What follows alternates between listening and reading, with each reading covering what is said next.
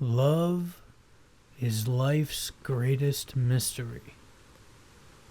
Some mysteries are best left unsolved.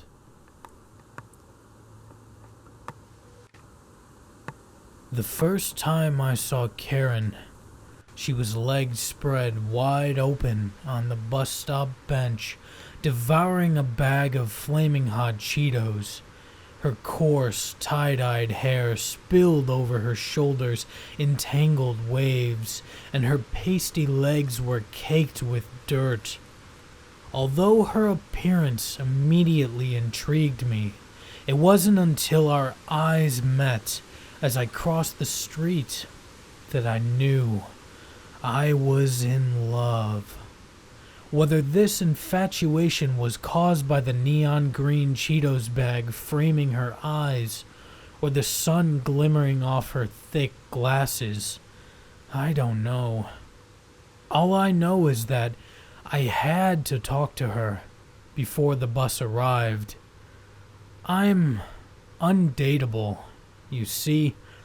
At least I was before I met Karen, and knew that I might never feel such a powerful connection with another human being again. For this reason, I flashed her my warmest smile the moment my feet reached the sidewalk and sat down next to her on that bench. "You don't mind if I sit here, do you?" I said. "Not at all," she said. Her voice was astounding, like hearing a fat whore who could actually sing, and flowed like nectar into my ears. "Thank you. Don't mention it," she said. We sat in silence for about a minute, casting sideways glances and half smiles at each other.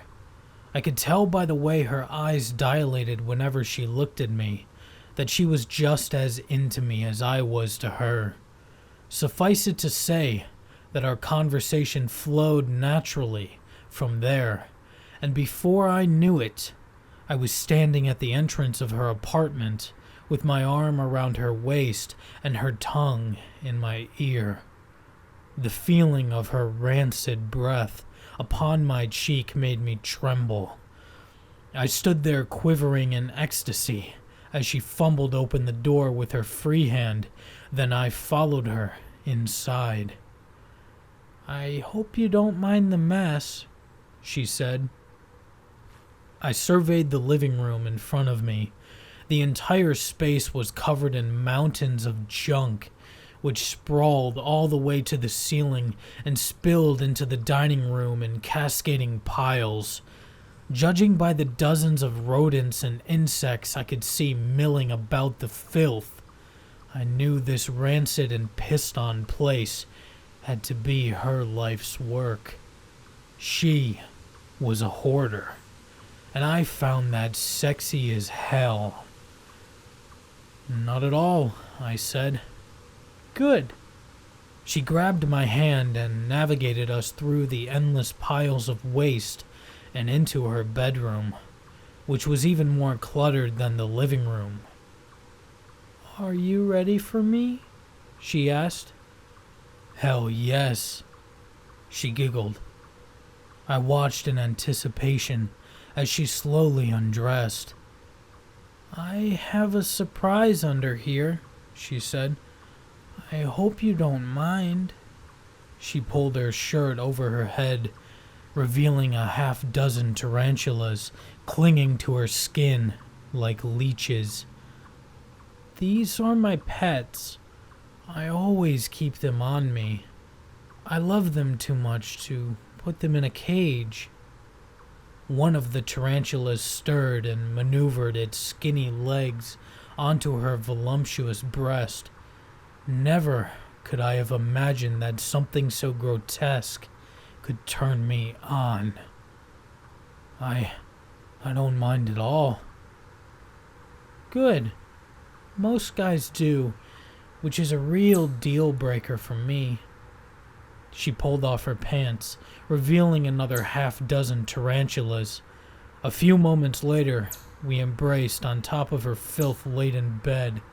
I surrendered myself completely to her, and moaned with pleasure as her putrid breath and wrinkly skin consumed my being. And as the evening wore on, a few of the tarantulas ventured onto my back, along with a parade of other vermin living under the bed, which only intensified my joy. I'm still at Karen's as I write this. Our relationship has progressed to the point where she's allowed me to keep 2 of her tarantulas under my shirt. I can feel their hairy legs brush against my skin every time I move, which transports me back to the bliss of last night. If you have yet to find love, please don't fret. I thought that I would be alone forever too, but then I met Karen and her pets, and now I will never be alone again.